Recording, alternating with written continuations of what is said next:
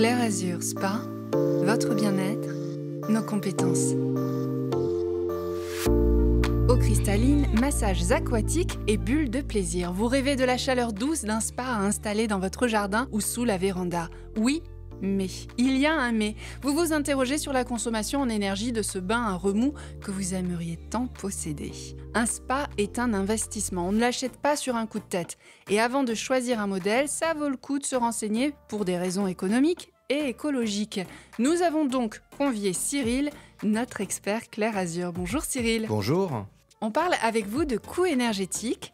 Il faut à tout prix éviter une mauvaise surprise au moment de régler la facture d'électricité, n'est-ce pas ?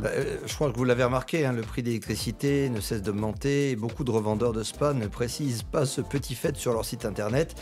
Aucune donnée sur la consommation énergétique de leurs produits. D'ailleurs, c'est un retour que nous ont fait nos propres clients Clair Azur. Alors on les a écoutés. Nous avons compris à quel point il est important de les informer sur ce sujet.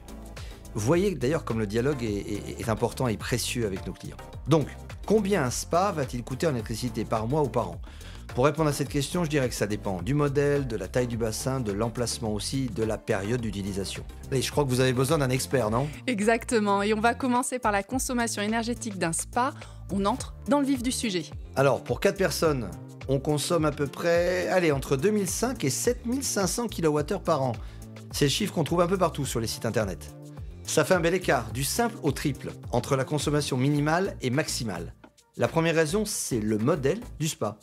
L'isolation du bassin n'est pas la même selon les marques, les modèles. Il y a des fabricants qui prévoient aucune isolation thermique pour leur spa. D'autres qui placent qu'une feuille d'aluminium entre l'habillage et la coque, ou bien ils vont uniquement utiliser de la mousse polyuréthane. Donc, partant de là, il y aura des équipements qui vont bien sûr être énergivores et d'autres non. Il faut impérativement vérifier que toutes les parois et le dessous du spa sont isolés.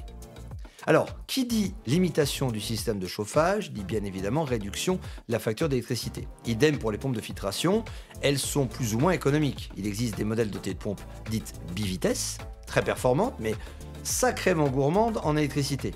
Pareil pour les pompes dédiées au massage ou au nombre de jets hydromassants. Ça, c'est un très bon exemple d'ailleurs. Il y a des fabricants low cost qui équipent leurs spas de pompes très énergivores, des spas avec beaucoup de jets pour des massages entre guillemets puissants.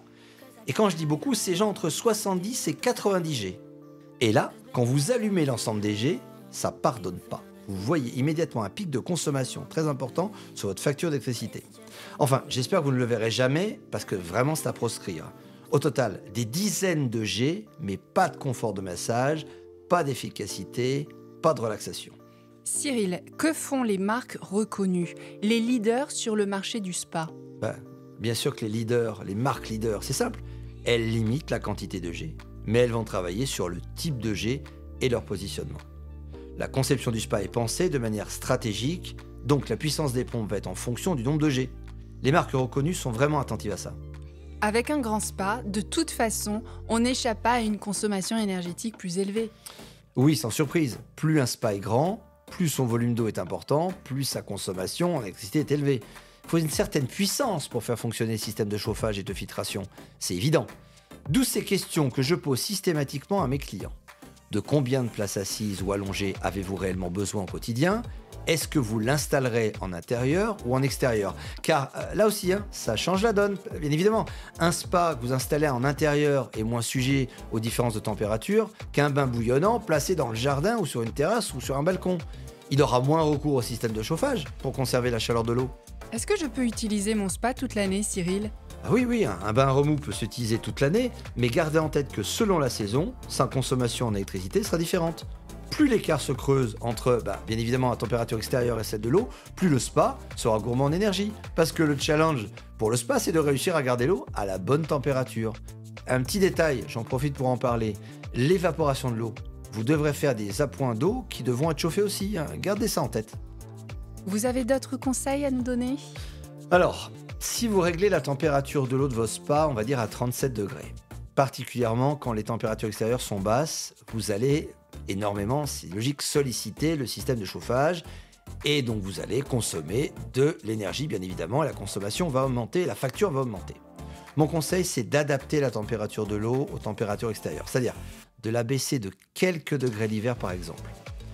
Alors, moi je vous conseille aussi d'acheter une protection pour le spa. Pour moi c'est indispensable. Il faut une couverture isothermique, autant en intérieur qu'en extérieur. Alors, il faut que vous soyez attentif à la densité de cette couverture, parce que c'est l'élément crucial en termes de résistance au temps et de pouvoir isolant. La couverture isothermique, elle va préserver l'eau des saletés, c'est un premier point, mais surtout elle va maintenir l'eau à la bonne température. Donc c'est pas compliqué. Après chaque séance de spa, remettez systématiquement la couverture sur le bassin et votre facture d'électricité s'en portera très bien. Quels sont vos retours clients, Cyril? Ils sont surpris. Ils sont surpris parce qu'ils s'attendaient à des augmentations conséquentes. Et en fin de compte, les retours font sortir qu'il n'y a pas énormément de différence entre la facture d'électricité avant l'installation du spa et après l'installation du spa. Et comme je vous le disais plus tôt, leurs témoignages sont précieux d'ailleurs pour nous. Ils nous disent que leur spa consomme beaucoup moins que ce qu'ils imaginaient, qu'il n'y a pas de différence notable sur les factures d'électricité. Je vais vous raconter une anecdote. Je me rappelle d'un client qui possédait un vieux spa, mais vraiment ancienne génération, hyper énergivore, et il est venu chez Clair Azur. Alors on l'a conseillé, on l'a accompagné dans l'achat d'un nouveau spa, il a fait un bel investissement. Et ce client me répétait toujours, ça passe inaperçu dans les factures. Tant mieux. Nous, ce qu'on aime à Clair Azur, c'est quand un client nous dit que pour le plaisir que ça procure, ça en vaut la peine. Merci Cyril, merci pour vos conseils. Merci. Clair Azur Spa, votre bien-être, nos compétences.